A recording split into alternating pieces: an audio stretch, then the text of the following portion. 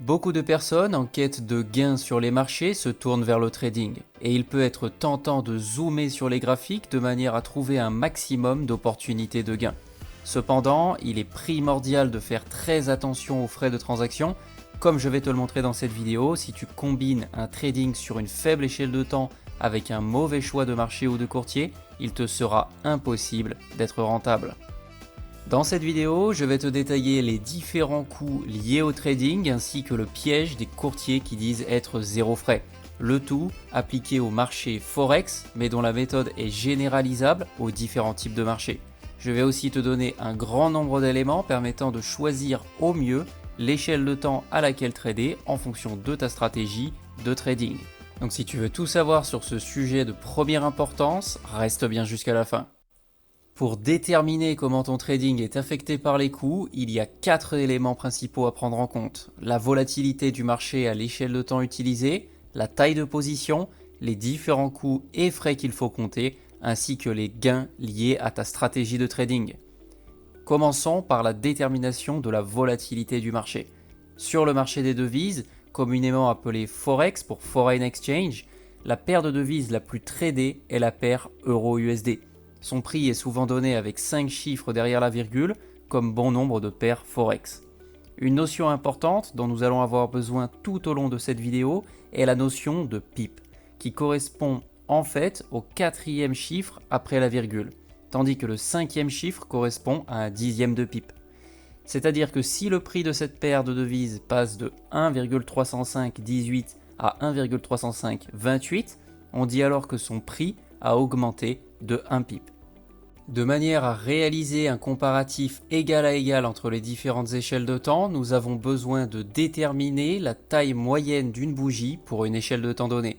Pour ça, j'ai utilisé l'indicateur ATR sur un historique conséquent de manière à en tirer la volatilité moyenne. Si tu veux en savoir plus sur l'indicateur ATR, j'en parle dans plusieurs de mes autres vidéos, dont l'une d'entre elles s'affiche en haut à droite de l'écran. Et voici les résultats sur différentes échelles de temps. Avec des bougies de taille 1 minute, on obtient une amplitude moyenne de prix de 1,8 pip, tandis que cette valeur s'apprécie à mesure que l'échelle de temps augmente jusqu'à la valeur de 38,5 pip pour une échelle de temps de 1 jour par bougie. Maintenant que nous avons calculé l'amplitude moyenne de prix sur différentes échelles de temps, nous avons besoin de déterminer la taille de position utilisée. Et pour cela, il faut connaître la taille des stop-loss que l'on souhaite utiliser pour nos trades.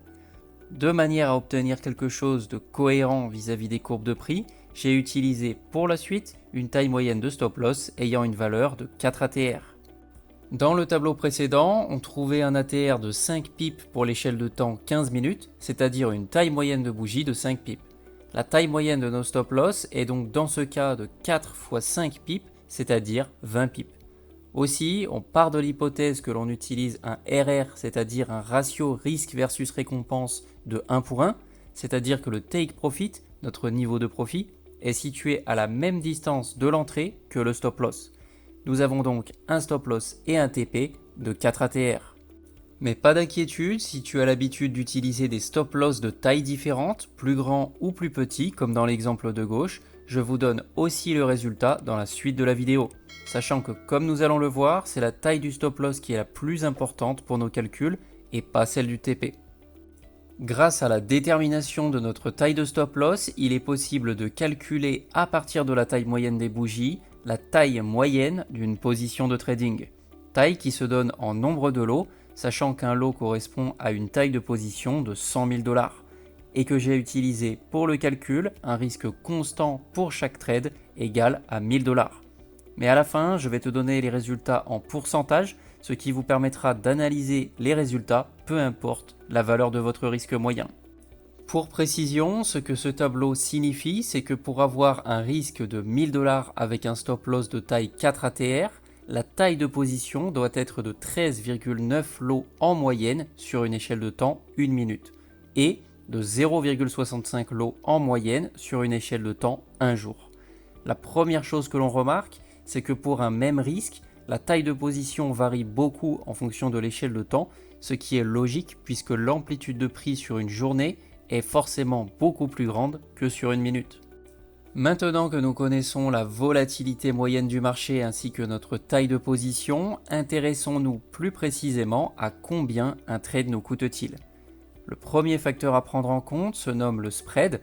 Il s'agit de la différence entre le meilleur prix de vente et d'achat disponible sur le marché. En effet, à un instant donné, le prix d'achat et de vente n'est pas le même. Et c'est cette différence qui va nous coûter de l'argent. Et ce spread n'est pas partout ni tout le temps le même, il dépend notamment du courtier utilisé, mais aussi des conditions de marché et des types de marché. Pour réaliser cette étude, j'ai utilisé les données du courtier Interactive Broker, qui est l'un des leaders, et la paire de devises Euro-USD. En moyenne, le spread dans des conditions standards est de 0,2 pips. À quoi il est nécessaire d'ajouter les frais de transaction, qui sont de 2 $ par lot sur cette même plateforme. Au passage, attention, certains courtiers se disent zéro frais. Généralement, cela signifie que leurs frais de transaction sont en effet nuls, mais utilisent une augmentation artificielle du spread pour facturer leurs services.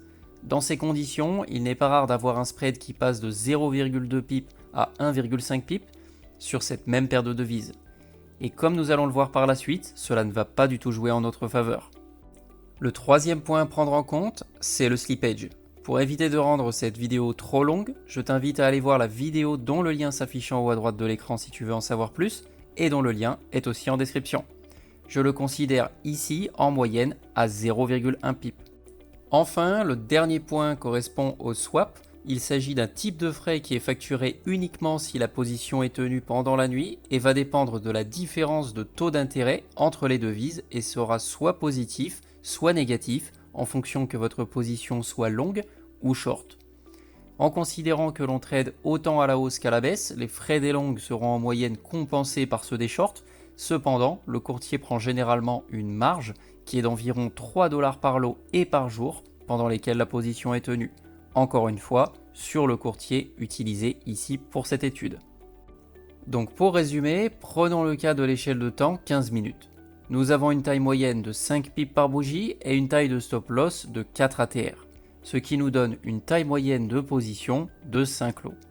Et grâce à l'évaluation des coûts de trading effectués précédemment, on trouve un spread de 10 $ par trade, des frais de transaction de 20 $ par trade, un slippage de 5 $ et un swap qui vaut 0 pour une position en échelle de temps 15 minutes, en considérant qu'on ne garde pas les positions la nuit sur une échelle de temps aussi faible. On obtient alors un total de 35 $ par trade, pour un risque, je le rappelle, de 1000 $ par trade. La dernière étape consiste à rassembler les informations sur les gains liés à notre stratégie de trading. En prenant une stratégie ayant un ratio risque versus récompense de 1 pour 1, un taux de trade gagnant de 60% et un risque de 1000 $ par trade, alors les gains seront en moyenne de 20 000 $ pour 100 trades, c'est-à-dire une moyenne de 200 $ par trade. Maintenant que nous avons toutes les informations nécessaires, c'est-à-dire le type de marché tradé, les différents coûts de trading et la stratégie associée, il est possible de calculer l'impact pour chacune des échelles de temps. On affiche ici le coût moyen par trade, calculé en sommant le spread, le slippage, les frais de transaction et les swaps. Calculé comme je vous l'ai montré précédemment pour la time frame 15 minutes, où nous avions obtenu un total de 35 $ par trade. On remarque que jusqu'en 8 heures, plus l'échelle de temps est grande, moins le coût est élevé, ce qui est normal puisque les tailles de position sont plus petites. Nous avons donc un total de 97 $ par trade en time frame 1 minute et une diminution progressive jusqu'à 14 $ en 8 heures. Par contre, pour des bougies de 1 jour, le coût augmente et c'est dû au fait qu'à partir de la time frame 8 heures inclus, on peut considérer que les positions sont tenues la nuit, ce qui génère des frais de swap. Pour information, je suis parti de l'hypothèse que les positions sont tenues 2 jours et demi en moyenne en échelle 8 heures et 10 jours en échelle journalière. Puis, on affiche nos gains bruts par trade qui sont, comme nous l'avons préalablement déterminé, de 200 $ par trade, peu importe l'échelle de temps utilisée. On en conclut donc les gains nets de trading, c'est-à-dire les gains bruts auxquels on soustrait les coûts de trading. Et c'est là qu'on voit que ça fait mal, puisque malgré le fait que j'ai utilisé des données de frais d'un des courtiers les moins chers qui existent, on obtient tout de même une réduction de 48% des profits en échelle 1 minute, à cause des frais de trading. Ensuite, on observe que le pourcentage diminue drastiquement en dézoomant les graphiques jusqu'à obtenir 7% en 8 heures et 12% en journalier à cause des swaps. Mais si on utilise les données d'un courtier zéro frais classique avec des spreads de 1,5 pip et en gardant la même stratégie de trading, les résultats sont encore plus prononcés. Le coût moyen par trade passe à 208 $ en 1 minute avec un gain qui est toujours le même de 200 $. En outre, même en étant rentable, avec une stratégie 1 minute sur le marché Forex et un courtier non optimisé, l'ensemble de la performance est perdu. Tandis que l'impact diminue en augmentant l'échelle de temps jusqu'à obtenir des chiffres raisonnables en 8 heures et 1 jour à 11 et 15% de frais. Pour être rentable dans cette configuration, il est donc nécessaire d'augmenter le gain brut. Pour retrouver les mêmes pourcentages d'impact qu'avec le courtier Interactive Brokers, il est nécessaire d'augmenter le taux de trade gagnant de 60 à 70%, ce qui a pour conséquence de doubler le gain brut par trade de 200 à 400 $. La morale de l'histoire est donc ici que non seulement il faut bien choisir son courtier, mais aussi qu'il est largement préférable de trader mieux plutôt que de trader plus, de manière à augmenter le win rate et donc réduire l'impact des frais, notamment en petite time frame. Enfin, si on revient sur une stratégie à 60% de win rate avec un bon courtier, mais que l'on utilise des stops 2 fois plus serrés, c'est-à-dire qu'on passe de 4 ATR à 2 ATR, alors le résultat est quasiment similaire qu'avec l'utilisation d'un courtier à fort frais, avec quasiment 100% de perte de gain en 1 minute et 50% en 5 minutes. Mais attention, mon objectif ici était de vous sensibiliser à cette démarche. Il est donc préférable de ne pas prendre les chiffres que je vous ai donnés au pied de la lettre, mais au contraire à les adapter en fonction de vos paramètres, c'est-à-dire à votre courtier, votre stratégie et votre type de marché, car les résultats que vous obtiendrez pourraient être plus ou moins favorables. J'ai essayé de bien détailler mon raisonnement de manière à ce que vous puissiez le reproduire de votre côté. D'ailleurs, si vous avez des questions, n'hésitez pas à les poser en commentaire. Et enfin, les résultats seront très différents en fonction des marchés tradés. Notamment, les futurs sur les indices américains comme le Nasdaq sont beaucoup plus favorables en termes de coûts de trading et je compte vous présenter très bientôt un comparatif entre les différents types de marchés. Donc si tu ne veux pas manquer ça, je t'invite à t'abonner. N'hésite pas à nous dire dans les commentaires si ces résultats t'ont étonné et si tu as aimé cette vidéo, je t'invite à la partager, à mettre un like et à t'abonner. Aussi, si tu souhaites en savoir plus sur le développement de stratégies, les bots de trading, etc., n'hésite pas à aller regarder mes autres vidéos. C'est tout pour aujourd'hui, c'était Azure Algo. Ciao!